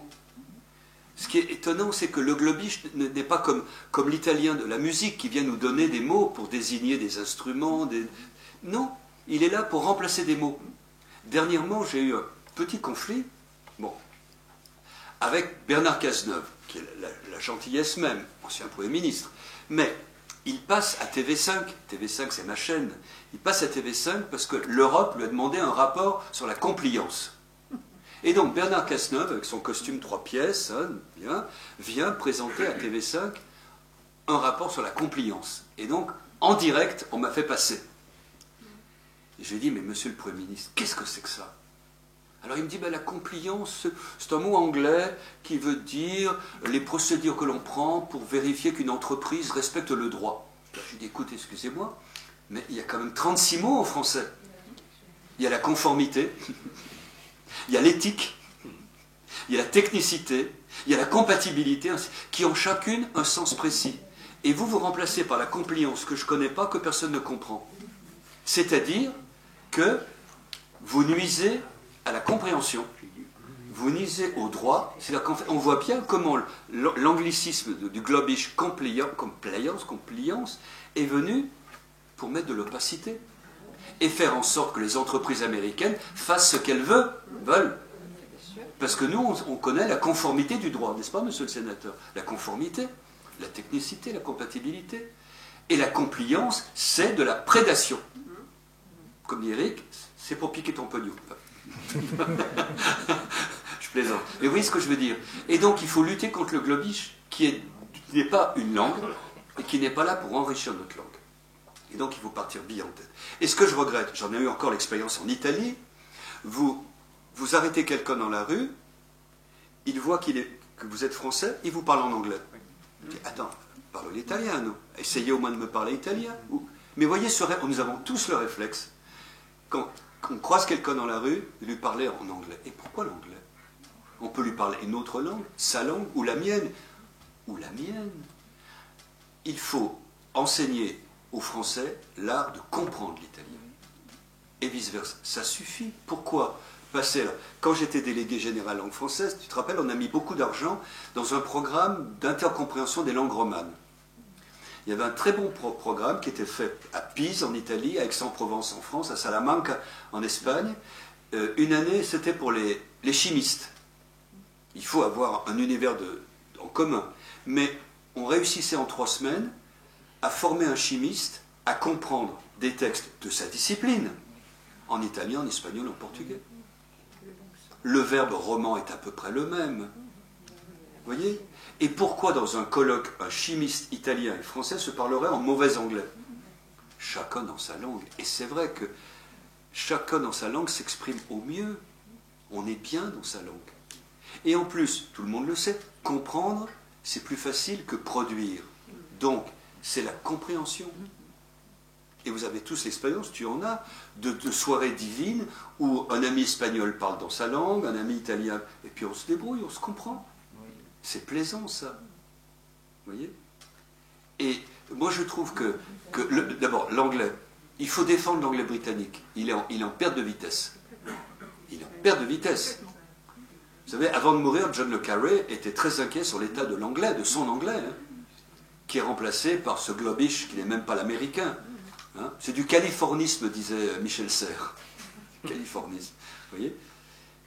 Pas de littérature, pas de culture, etc. Et aussi l'idée qu'une langue commune, c'est une idée pauvre, c'est une idée linguistique des années 60. Alors que le plurilinguisme, c'est riche, c'est conforme à l'histoire, et c'est riche. Voilà. L'intercompréhension, c'est la bonne façon. Donc je vous remercie tout à fait. Et intercompréhension en langue régionale, je dis encore. J'aurais une remarque et 2 questions courtes. Alors la première remarque, c'est que je suis ravi du lien que vous faites entre linguiste et politique, parce que je suis agrégé de lettres modernes et adjoint au maire à Saint-Quentin. Et vous êtes comment? Pardon? Adjoint au maire à Saint-Quentin. Bah, écoutez, alors. Je suis venu en train et en vélo, et vous avez fait l'éloge du vélo dans la région. Oh, bah alors écoutez, chers collègues, nous nous entendons un peu, hein. Et alors, la question que j'avais, puisque donc, je suis de l'Aisne et vous avez parlé de Villers-Cotterêts, je voulais savoir si la cité internationale, justement, qui est en cours de construction autour de la ville de Villers-Cotterêts, de son histoire, est-ce que justement elle rendra hommage non seulement aux Français en tant que tels, mais aussi aux langues régionales, et vous en doutez particulièrement au Picard? Est-ce que le Picard aura sa place dans cette cité de la langue internationale, de la langue française? Oui, c'est-à-dire que je rappelle que la galerie permanente de Villers-Cotterêts a pris comme base une phrase du président Macron à l'Académie française, le 20 mars 2018, j'y étais, j'ai vu les académiciens verdir. Il a dit, le français s'est enfin échappé de la France, non, émancipé. Émancipé, c'est un verbe macronien. Le français s'est au fond émancipé de la France, il est devenu cette langue monde, cette langue archipel. C'était du glissant. Macron a lu glissant, c'était du glissant. Et c'était une phrase improvisée, parce que j'étais à 2 pas, j'ai vu qu'il ne suivait pas son texte. Le français s'était émancipé de la France. Et donc il a voulu que la galerie permanente montrât cela. Donc elle va montrer, bien sûr, que le français est une langue d'État, forcément à Villers-Cotterêts. Mais on va montrer la diversité. Et en particulier, là, je vous rassure, les 2 commissaires de la galerie sont Barbara Cassin, qui a le plurilinguisme dans les veines, hein, puisque toujours, elle dit plus d'une langue. Toujours. Et à l'Académie française, pendant son discours de réception, elle a dit ni globish, ni nationalisme. Donc Barbara Cassin, et Xavier North, qui a été mon successeur à la délégation générale langue française. Donc, et puis, il y a toute une série d'experts, au nombre desquels je suis. Donc, il y aura naturellement les variétés du français et les langues régionales. Et je crois qu'une carte est prévue, enfin, n'ayez pas peur, ça sera clair. Et puis en plus, à Villers-Cotterêts, quoi, quand même, dans l'Aisne. Je veux dire, quoi. Puis quand même, le président est né à Amiens, même s'il ne parle pas picard, à mon grand regret, tout de même. Donc là, nous y veillons, et les puristes ne vont pas être contents. Les puristes ne vont pas être contents. Nous avons pris comme modèle un musée que j'ai eu la chance de visiter, et il a brûlé depuis, c'était le musée de la langue portugaise à São Paulo. Vous avez entendu parler? Un musée formidable. Sur le portugais langue mondiale. Et avec une salle sur tous les mots que le portugais avait empruntés aux langues d'Amérique latine. C'était formidable. Formidable. Et en particulier, j'ai demandé, et on va le faire, que l'on entende des accents. Voilà. Donc on va entendre des accents, il y aura des haut-parleurs pendus au plafond, enfin, on va entendre.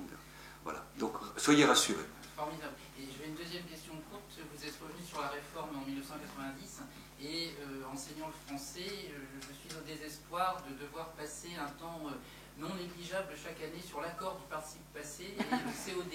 Je me demandais depuis très longtemps pourquoi la commission à l'époque n'a pas voulu, je ne sais pas, simplifier cette règle à laquelle la grande majorité des Français tient. Tous les sondages montrent que les Français ne veulent pas la changer, mais les mêmes sondages montrent que les Français ne la maîtrisent pas.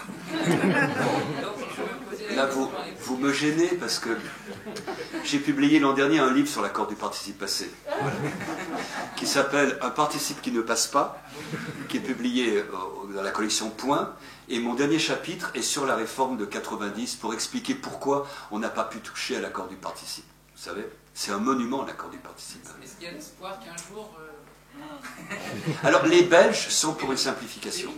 Les Belges sont pour... Mais vous savez, là nous sommes entre nous, mais le purisme est important en France. Il a un poids, et pas seulement à l'Académie. Je vais vous raconter l'histoire. On est entre nous, là. En 2000, il y a eu toute une série d'expositions en France sur des grands sujets pour fêter l'an 2000. Et Lyon a souhaité une exposition sur la langue française. Bien. Ils l'ont confié à un commissaire qui n'a rien fait. Bon. Et donc, une fois de plus, la République a appelé le pompier Cerchiglini qui a dû s'improviser commissaire d'exposition. Heureusement, j'ai travaillé avec un homme délicieux que j'ai découvert à ce moment-là, Benoît Peters, qui a fait des bandes dessinées, qui a réalisé la copie. Moi, j'avais des idées, lui, il a réalisé. Donc, on a fait un couple, on a travaillé ensemble 6 mois. C'était tout à fait brillant. Donc, nous faisons une exposition. Et Benoît et moi, on avait dit, nous voulons bien faire une exposition en 6 mois sur la langue française, mais à condition qu'elle soit en même temps à Lyon, à Bruxelles, à Montréal, à Dakar. Et j'avais dit ça au maire de Lyon de l'époque, il m'avait dit « Oh, c'est une bonne idée !» Vous vous rappelez qui était maire de Lyon à l'époque? « Oh, c'est une bonne idée !» Raymond Barre, voilà. Raymond Barre, voilà, on a fait ça. Alors, bon. Et à l'entrée de l'exposition, j'avais mis les grandes dates sur un mur de la langue française, forcément. 842, Serment de Strasbourg. Et nous étions en 2000.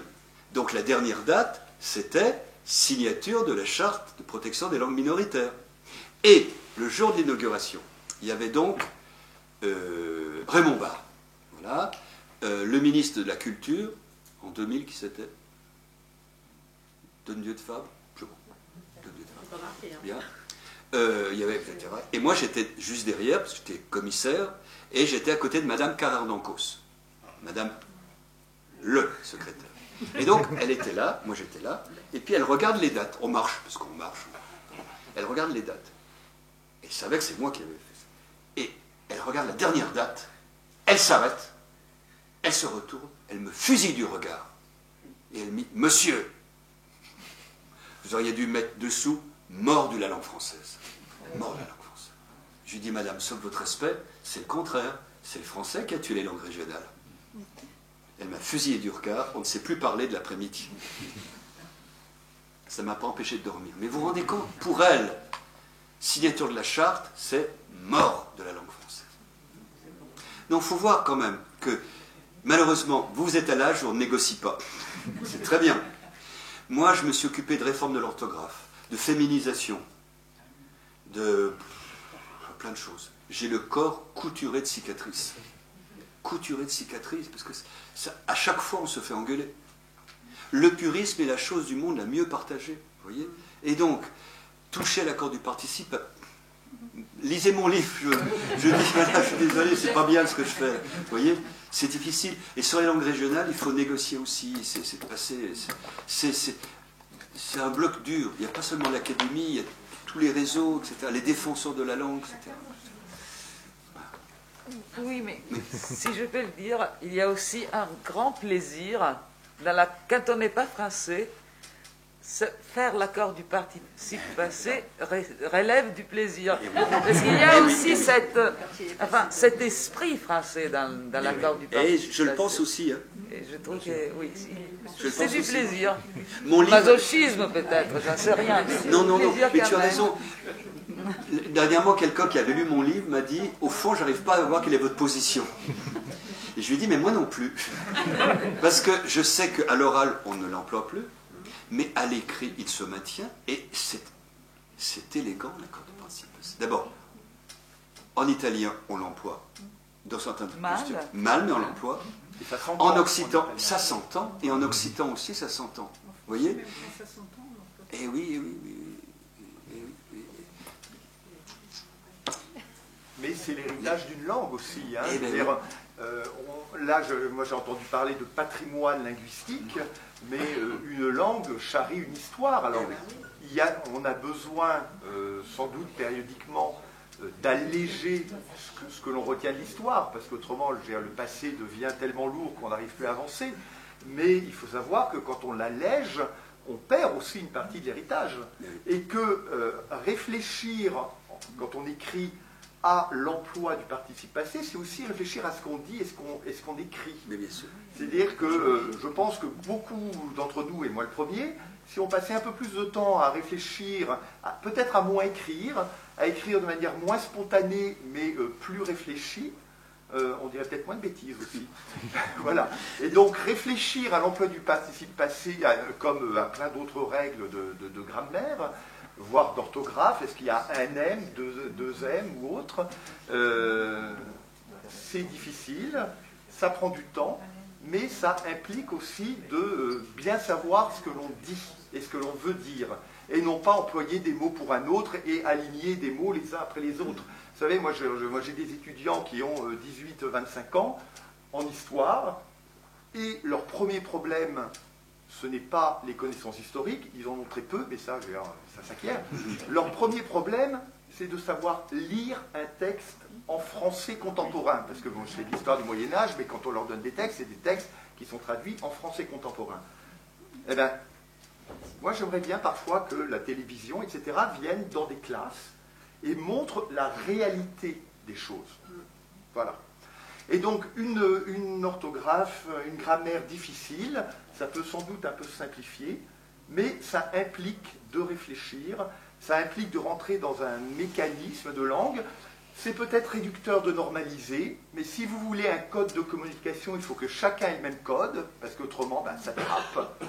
Donc voilà, il y a de manière les langues évoluent, on essaie de les codifier, mais les habitudes font qu'on évolue, qu'on est obligé d'actualiser, mais en même temps, je crois qu'il faut aussi un peu cadrer, parce qu'autrement, comme disent certains des étudiants, je me comprends, et donc je leur dis que vous compreniez, c'est la moindre des choses, autrement on est dans le trouble mental, mais le problème c'est que je vous comprenne, voilà, et donc trouver des terrains d'entente communs et précis, parce qu'à la fois on veut une science exacte, une médecine exacte, vous ne voudriez pas que votre médecin vous dise tout et n'importe quoi, et en même temps, pour la langue, on est prêt à tout accepter, et finalement, à ne pas se comprendre. Donc voilà, une langue difficile, c'est une langue qui implique déjà en soi-même de bien réfléchir avant de s'exprimer pour que l'autre vous comprenne. Voilà. C'est vrai qu'il y a une sorte d'hygiène de sa langue. Et l'accord du participe passé, qui de certains côtés, à ma faveur, relève aussi d'un contrôle de ce qu'on produit. Si je me souviens bien, à l'époque, vous aviez fait quand même un petit pas dans la négociation, parce que je crois que laisser a quand même eu une petite modification. Le participe passé du verbe laisser. Oui. Je crois que lui, il a eu quand même le petit Très bien, coup de voilà. modernisation. Oui, on a rendu invariable le participe passé après laisser. Voilà.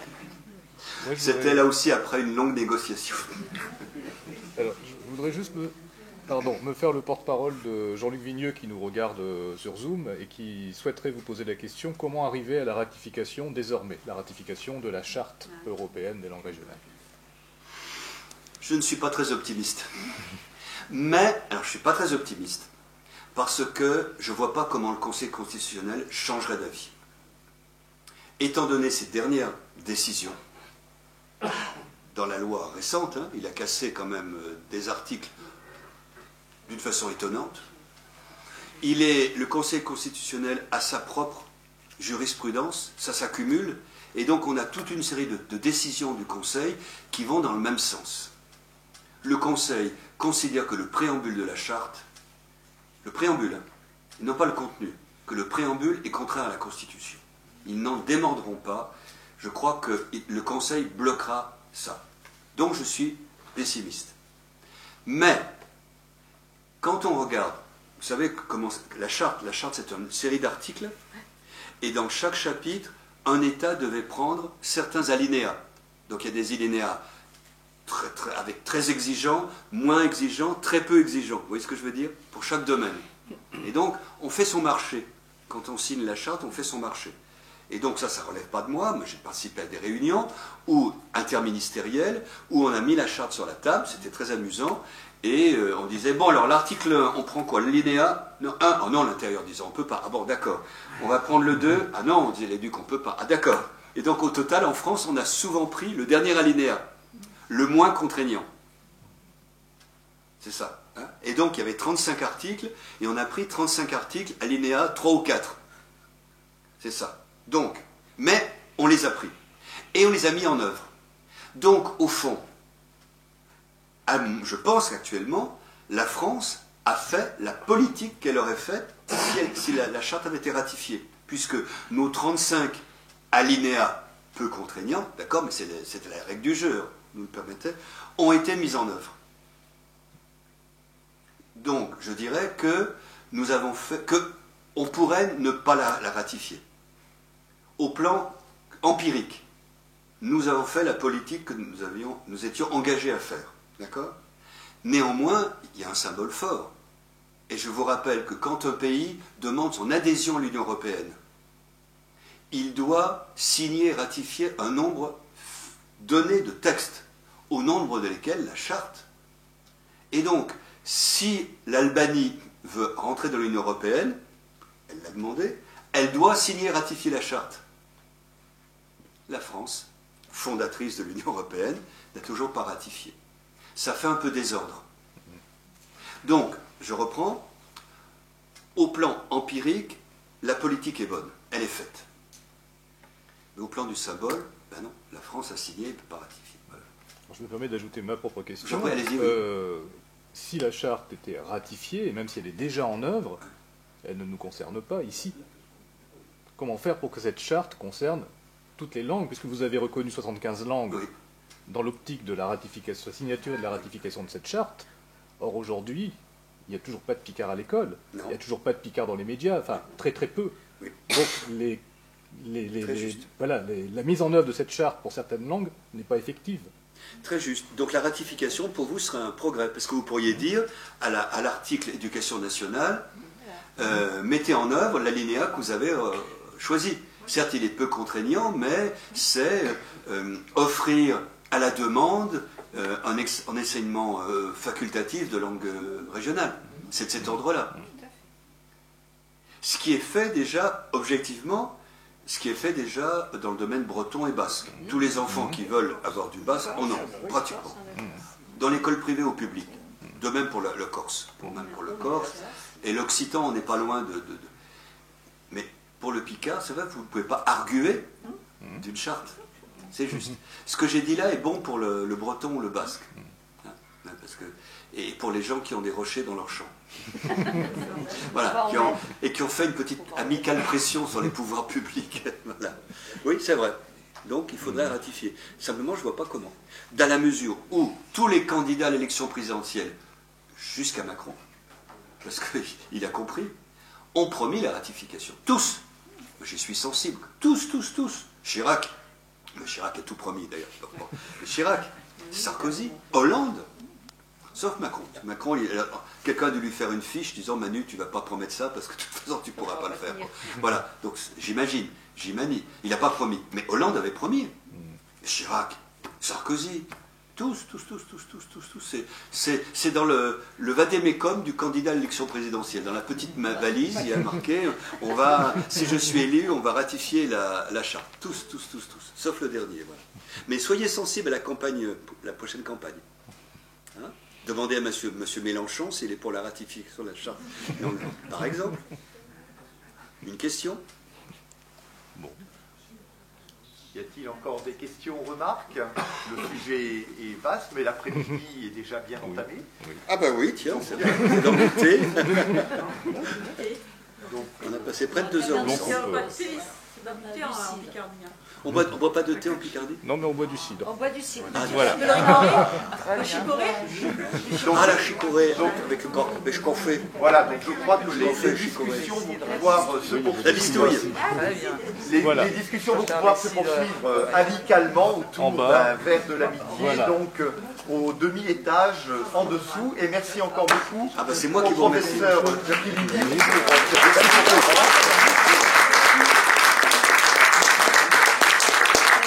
Et pour ces échanges très intéressants avec le public.